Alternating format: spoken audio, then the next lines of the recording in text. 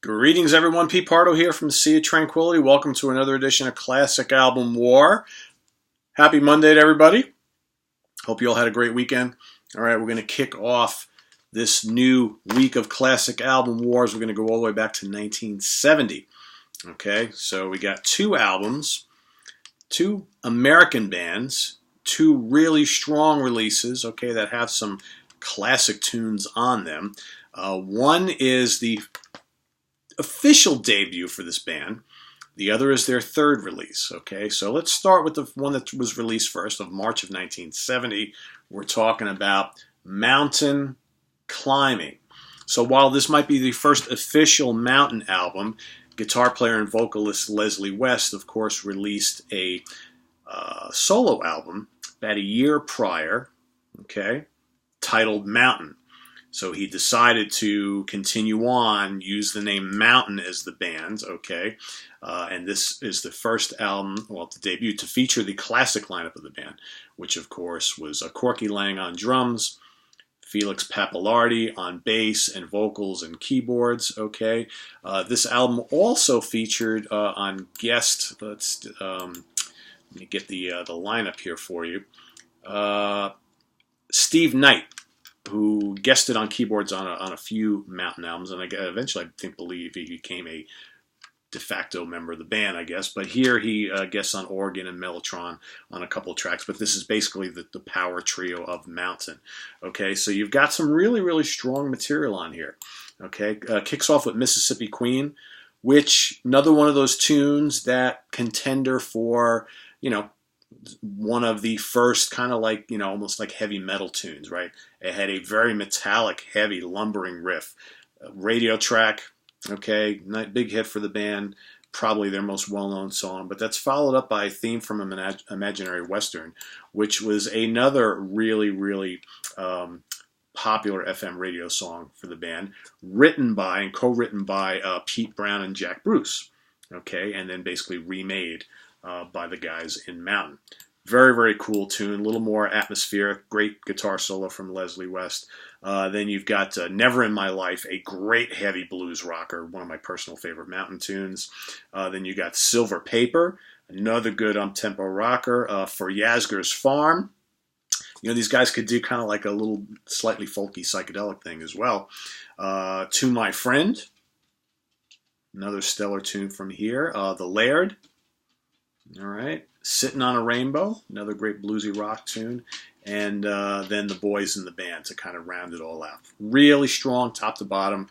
Just a really good bluesy rock album, kind of heavy in spots. Again, Mountain were one of those first batch of real heavy bands, late 60s into the early 70s.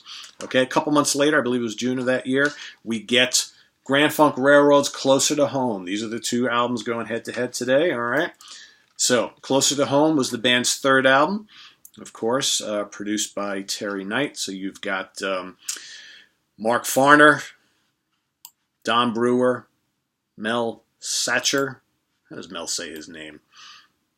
Mel Schatcher, something like that.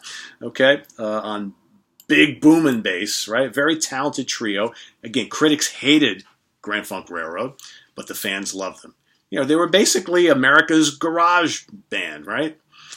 But their early albums are pretty heavy, okay? Pretty damn rocking. Again, a band that doesn't get enough due when you talk about those early heavy rock bands from like the late 60s, early 70s. So this album, all right, big hit for the band. All their early albums sold really, really well out on tour. They sold out stadiums left and right. This one kicks off with Sin's a Good Man's Brother, a great tune, a blistering hard rock song. Love that song. Aimless Lady, another real gritty bluesy rocker, okay?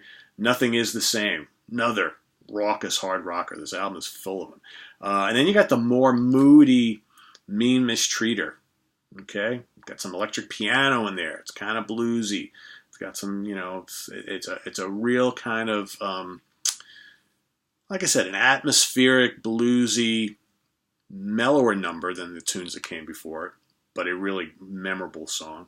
Get It Together. Here's where a little bit of that kind of R&B and soul comes in to play. Band were always so good at. I Don't Have to Sing the Blues. Kind of can guess what that's all about, right? Hooked on Love. Another great kind of funky hard rock tune. And then, of course, the classic I'm Your Captain, all 10 plus minutes of it. A great mix of pop and a little prog rock, a little hard rock, a little folk. It's just got this great timeless classic with fantastic Mark Farner vocals. All right, you got Mellotron in that. You've got some great riffs. It's just a great all-around band. This album's got a ton of groove. Grand Funk Railroad always good at that. And then, of course, if you get the remasters, you got a selection of bonus tracks on both of these, but we're not going to get into that. They weren't part of the regular album, so both of these bands mean a lot to me. All right, I love both of these quite a bit. Probably any given day pretty equal as far as which one I prefer. Again, it doesn't matter, which one I prefer. They're both great. I'm sure we have people who love one more than the other, and that's kind of what this is all about, is to kind of re-experience ourselves with a couple of really great albums, kind of talk about them, what we love about them, what we don't like about them, which one do we prefer more than the other, right? I'm going to go because I think I'm generally a bigger fan, just a little bit, of Grand Funk Railroad, so I'm going to give them a split decision win today. 116, 114, 113, 115. 115, 114. Okay, it's pretty close. Pretty close. There are a couple other Grand Funk Railroad albums that I probably prefer a little bit more than this, but I still, like, when it comes down to it, because it's like, you know what it is? Half of this album I really love a lot. The other half I really like. Whereas this album, I love basically everything on it, okay? One or two of their other albums, maybe three, I like a little bit better, but I still think head-to-head, Grand Funk just ekes it out for me. Oh, of course, there go the dogs. So that's my take for today. Curious to hear what you guys think. Visit us on the web at Sea of Tranquility. Hold on. Holy moly. Visit us on the web at seaoftranquility.org. We're on Facebook. We're on Twitter. Of course, we're here on YouTube often.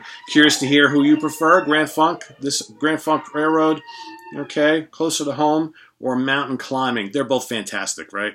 Great guitar work, by the way. Mark Farner, Leslie West. I think Leslie's the better player, but I always love Mark's really raw, energetic style, and I'm a huge fan of his vocals. All right, so let's hear what you think. We'll see you tomorrow, guys. Take care. Bye-bye.